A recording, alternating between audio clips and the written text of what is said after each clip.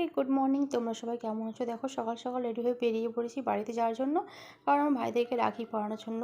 এই দেখো বাইরের কি সুন্দর ভিউটা, দেখো বাইরের সকালবেলা খুব সুন্দর লাগছে দেখতে। আর রাত্রেবেলা কালকে বৃষ্টিও হয়েছে, দেখো কত কাদা রাস্তাতে।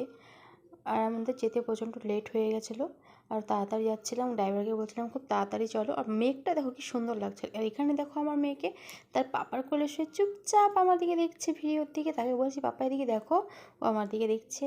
তাড়াতাড়ি বাবুর দিকে দেখতে দেখতে পৌঁছে গেলাম বাড়িতে। বাড়িতে গিয়ে আমার মেয়েকে নিয়ে তো সবাই ব্যস্ত, তো আমার দিকে কেউ ধ্যানই দিচ্ছে না। তো আমি ভাবলাম নিজেই ব্যাগটা রেখে একটু বসি।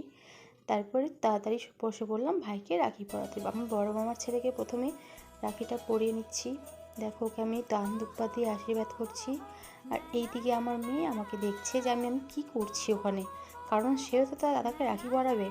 আমাকে আজকেই বাড়ি ফিরতে হবে, সেখানে খুব তাড়াতাড়ি করছিলাম। তারপরে তাড়াতাড়ি রাখিটা নিয়ে ভাইকে রাখি পরতে শুরু করে দিলাম। আর এদিকে আমার মেয়ে আমার দিকে দেখতেই আছে যে আমি কী করছি, মা কী করছে সে দেখছে। আর এদিকে ভাইকে রাখি পরাতলাম তাড়াতাড়ি করে।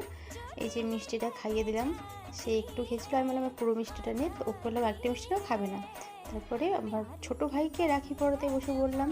এই যে তাকে ধান দুব্বাতে আশীর্বাদ করে দিলাম, টিপ দিয়ে দিলাম কপালে, হাতে রাখি বাঁধতে শুরু করে দিলাম, হাতে রাখিটা বেঁধে দিলাম। আমার রাখি বাঁধা কমপ্লিট হয়ে গেল। খুব তাড়াতাড়ি করছিলাম, কারণ আমাকে আজকে বাড়ি ফিরতে হবে, কারণ আমার মেয়েও তার দাদাকে রাখি পরাবে। এই যে মিষ্টি খাইয়ে দিলাম, সে আমাকে দিচ্ছিল টাকা। বাড়ি ফিরে তারপরে আমাদের মধ্যে নিয়ম আছে কিন্তু, ননদরাও আমাদেরকে রাখি বাঁধে। এটা কার মধ্যে নিয়ম আছে জানি না, কমেন্টে অবশ্যই আমাকে বলো, কারণ আমাদের মধ্যে আমাদের ননদরা আমাকে রাখি পরাবে।